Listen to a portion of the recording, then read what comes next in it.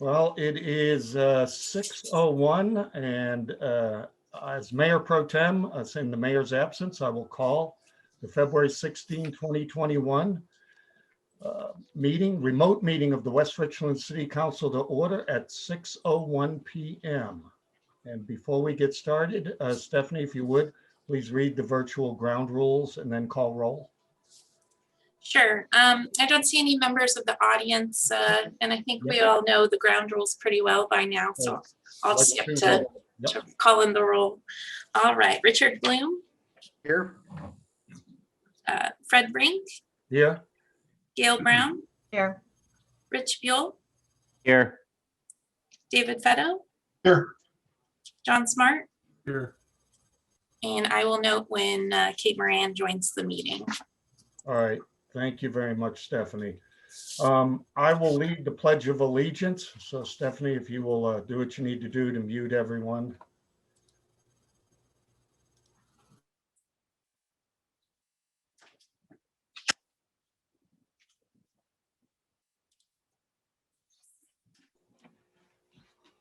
I pledge allegiance to the flag of the United States of America and to the republic for which it stands, one nation, under God, indivisible, with liberty and justice for all.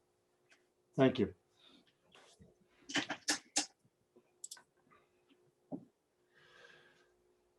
Well, Council, you have the agenda before you. It's undergone one or two changes since the final version was written this afternoon.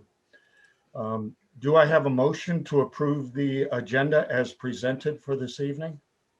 I move to approve the agenda as presented this evening. Do I have a second? Second. All right, I have a motion and a second. So, Discussion. would you approve the Discussion. agenda, please? Say aye. Wait. Aye. Discussion. I got a question. On the agenda, Mr. Bloom? Yes. Yeah, go No, you- ahead. Yeah, well, before we vote, you said it was amended. Yeah, Stephanie sent out a corrected version with some resolution numbers this afternoon. Okay, that's the one you did. clarification. Was it yours? And also no executive session, which was on the initial draft. Okay. Thank Sound you. good? Sure. All right. So I have a motion and a second. Council, all in favor, say aye. Aye. Aye. Any opposed? All right. Well, thank you for the approval. We have no presentations this evening. The next step will be the consent agenda, which will include approved payment of bills, approved minutes of the regular meeting, February 2nd, 2021, motion approving agreement for use of jail facilities with Benton County, Resolution 06-21 relating to surplus equipment, Ranchland Townhomes preliminary plat, Resolution 0721 West Haven Phase 2 short plat security agreement, Resolution 0821 set hearing to amend Resolution 0421 and Ordinance 0721. And lastly, motion authorizing mayor to execute cell tower site lease vertical bridge. I do see one member from the audience has joined us, but is there anyone from the audience that would like to comment on the consent agenda? If so, please raise your hand. And when I call on you, the city clerk will unmute you, and then kindly state your name and city of residence for the record.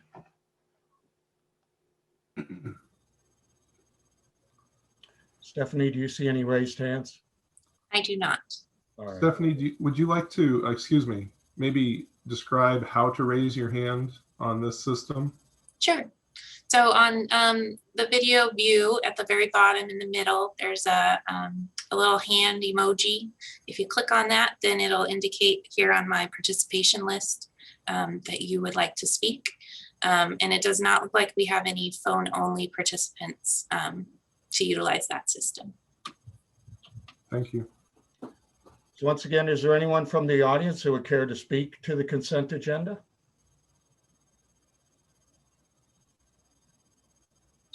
Seeing none, may I have a motion to approve the consent agenda? I move to approve the consent agenda. Second. I have a motion and a second. All in favor, please say aye. Aye. Aye. Any opposed? All right, council, thank you for approving the consent agenda. We have no ordinances, resolutions, motions, or public hearings this evening. We also have no unfinished business. We also have no new business. So we get to the point where we have citizen public comment. I will now open the meeting to citizen public comment on items not on the agenda. If you wish to provide comments, once again, please raise your hand. When I call on you, the city clerk will unmute you. And then I kindly ask that you provide your name and address and then your comments. Is there anyone from the public that would like to provide comment?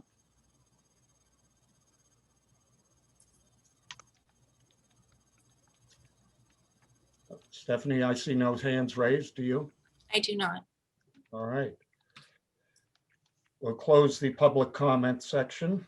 It is now time for staff and council announcements, reports, and comments. Staff members, if you have a comment you'd like to make, please raise your hand. Mr. Mendenhall, go right ahead. Thank you. So I just wanted to bring to your attention, I would like to schedule a meeting next week for a workshop with you to go over a land use matrix. This was a request that was provided to staff during the Title 17 update. And so I just wanted to check availability to see if you all would be able to make that meeting next week at 6 o'clock, Tuesday night. Yep. Yep. Okay. Yes, I will. Yep. All right. So I'll work with Stephanie then, getting a packet set up and sent out to you that has information on that. Yeah. It includes all of the items that were brought up with majority support of council to be addressed in the land use matrix. So I'll have all of that information available to you shortly. All right. Thank you. Stephanie, you would like to make a comment as well? Yes, just a very quick kind of housekeeping item. So Councilmember Smart already has his, but I have ID cards for council that I will be placing in your mailboxes. So if you want to swing by and pick those up, I will put them in tomorrow. And so afternoon tomorrow, they will be there. All right, thank you. Any other staff members care to make a comment? Go ahead, Roscoe. Yep, thanks, Fred. Yeah, just to let council know, the utility committee met earlier today on potential RCCF projects applications. So staff will take the information from the utility committee, and we're going to shoot for the March 2nd to come to the full council for authorization to submit some RCCF projects to Benton County and start that process. Working the utility committee hard. They'll be also have a meeting on Monday. We'll be looking at some options that I got on the intersection of Keene and Bombing Range. So some of the stuff that I got back from the consultant, I'm gonna run through the utility committee, get some more feedback before March 2nd to make sure I got everything that we discussed on February 2nd, make sure I got everything ready for March 2nd. So get some feedback on that. And then lastly, hopefully I don't steal Gail's thunder, but transportation, Gail and a number of you have been deep involved with the state's transportation budget. Wednesday night, Gail's got a Good Roads Association meeting, and they're going to be scoring projects. So I will be putting the presentation to hopefully get our SR 224 Red Mountain Transportation Improvement Project as the top 6 on the Good Roads Association. We'll also be talking about the Keene and Bombing Range intersection modification that doesn't have secured funding for it. That won't be eligible for top 6, but it'd be nice just to have it listed on that for future TIB or federal grant applications later this year. So that's all I have. Thank you, Mr. Slade. Any other staff members with comments? All right, I will turn to my fellow council members. Mr. Bloom, I see your hand is up. Well, twofold. One is I'm now chairman of the Ben Franklin Transit Board. Nice. I got elected last week. Hopefully we can move forward in a little bit smoother manner than we had in the past.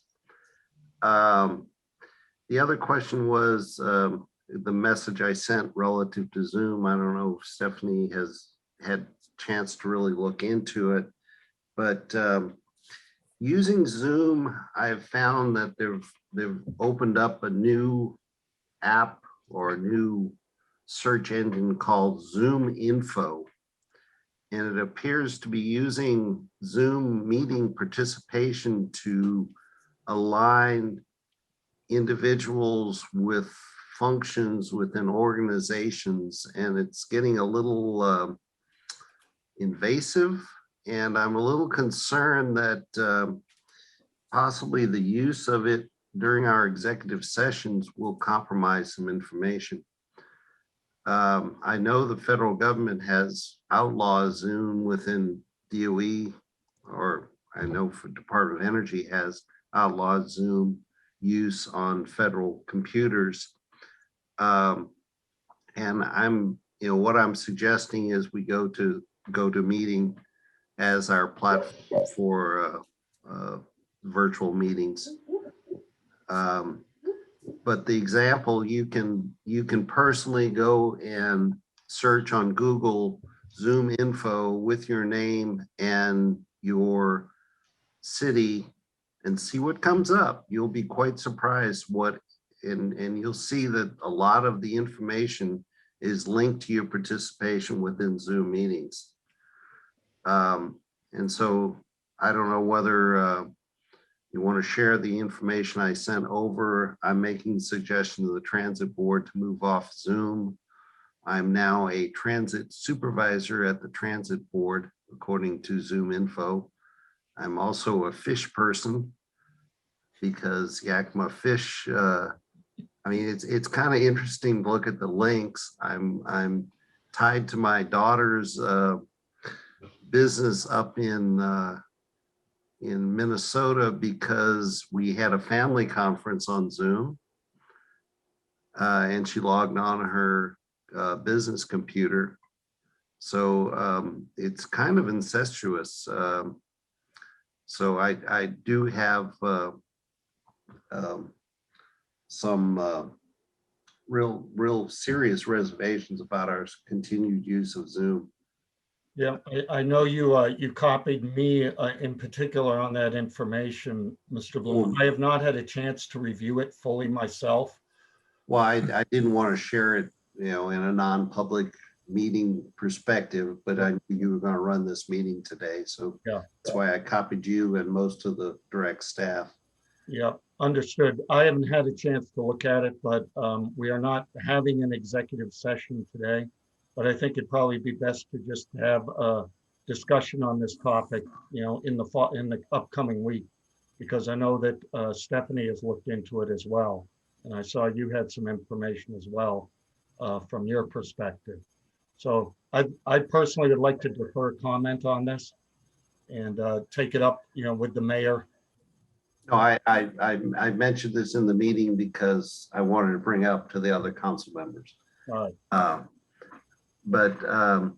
And then I'd like to thank Mr. Slade for the information he sent back on, the questions I had on the Keene bombing range intersection.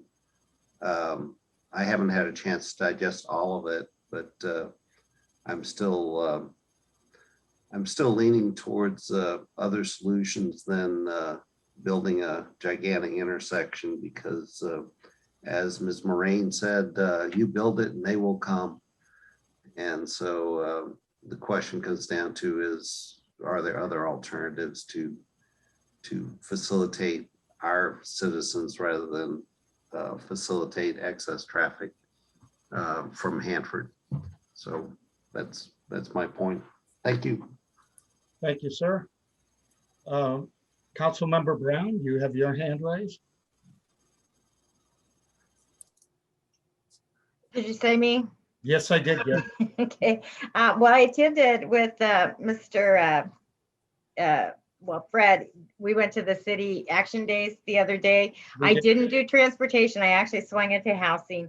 There was a lot of talk of losing the older rentals houses. They needed to preserve them because they're having a very difficult time getting developers to, even with tax incentives, to build affordable housing, affordable rental housing for, it's a hassle for them that, they've got this tax, some of those, take years to recoup and so forth.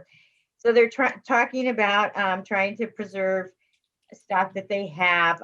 It was interesting because there was some talk in transportation about this, and then there was more talk in housing about it, as far as maybe instead of a tax incentive is that they come in and do some cleanup work in the neighborhood type of thing.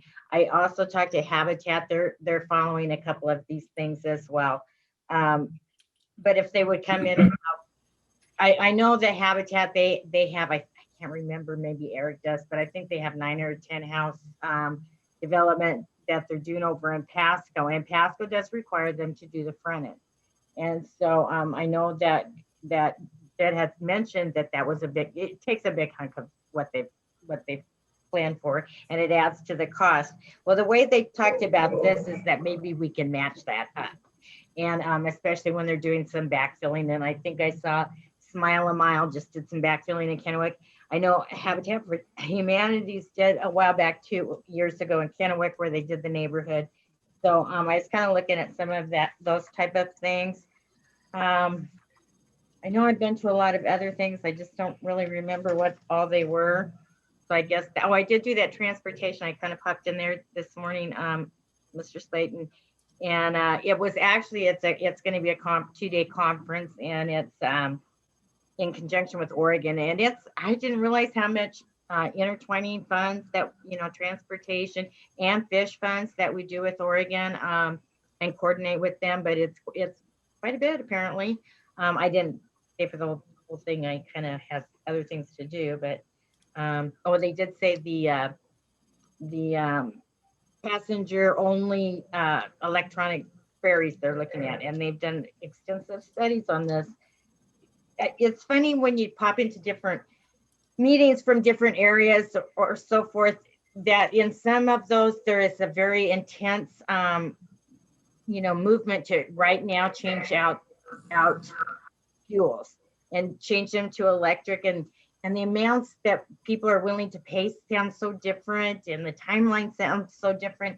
So I think everybody's kind of bored with it, but some timelines and costs that want to be spent right now are kind of different in them, I've noticed. So I guess that's all I have. Okay. Thank you, Gail. Councilmember Moran, I see your hand is up. Thank you. Yes. Like Councilmember Brown and yourself, Mayor Pro Tem Brink, I was also at the Association of Washington Cities meeting, the city action days that took place on the 10th and 11th. I was able to catch 2 separate, trying to look at my calendar to see which ones I went to. So I did go to the Economic Development Roundtable and popped in a little bit for the Housing Roundtable. Unfortunately, they had so much going on, it was hard to figure out which one I wanted to go to. But I was able to get the legislative priorities for Association of Washington Cities. I think that everybody's received them in their email. I sent them to the mayor, to Roscoe, to Eric, and a few others, and they got sent out to everybody else. And I'm hoping that we can use that and the ease that we have now of testifying in front of the state legislature to focus on especially the legislative priorities that the Tri-Cities Chamber has put out. And also just as citizens, I hope that everybody is able to look at what the state's doing and testify for any bills that they feel are either important in a positive way or important in a negative way and they don't want to have passed. I do also want to reiterate, and I hope that the mayor, when he gets back to our next meeting, and that staff has been looking into the different types of government that cities have. I am still wanting to look at that to see if there is a need to perhaps change to a different format of government, because we are currently in the strong mayor form of government. And also, I don't know if anybody's been paying attention to the bills going through the state right now. There is a ranked choice voting bill going through, and there are a few cities that have put forth resolutions relating to that, so that in the future, if that ranked choice voting bill is approved, that those cities were going to be the first ones that have the opportunity to use that ranked choice voting. So I recommend everybody take a look at that and see, and if we're interested, perhaps we could even pass a resolution about that. And that is all I have for now. Thank you. Oh, and I have the Benton Franklin Economic Development and the Benton Franklin Chamber Council of Governments meetings both on this Friday. All right. Thank you, Councilmember Moran. Councilmember Brown, did you have an additional comment, or is your hand still up?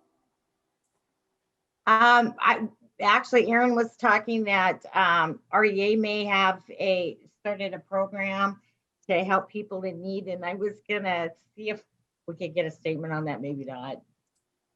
I saw Mr. Bradshaw was here. Okay, thank you. I don't see any other new hands, but Mr. Bloom, you have your hand up again.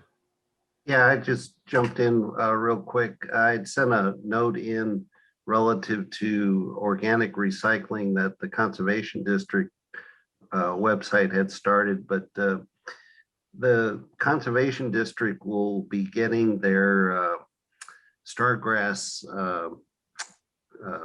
moor, if you wish, for the river this summer, and they'll start their process by which they'll be trying to mow the grass out of the river and clean up the river.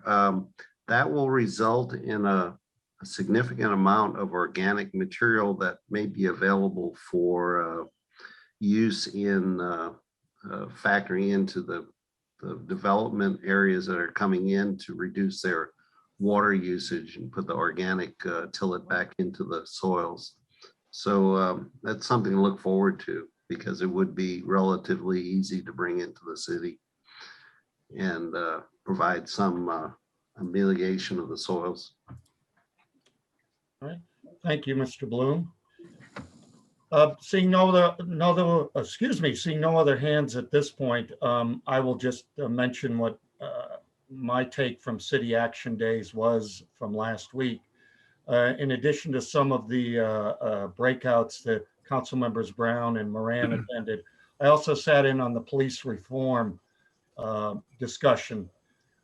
There's a lot of initiatives being put forth in both the House and the Senate with regard to police reform, ranging from simple things such as having a database to track officers that have disciplinary or other types of issues, to ranging from having specific force limitations, use of force limitations imposed upon our police departments. So I would encourage everyone who is interested in those topics to take a look at the website, either AWC's or going right to the Washington Legislature website to look at some of the bills that are being considered by the current legislature, because there are, I count like 15 or 20 that are somehow related to policing and policing reform within Washington State. But other than that, I don't have anything else at this particular point.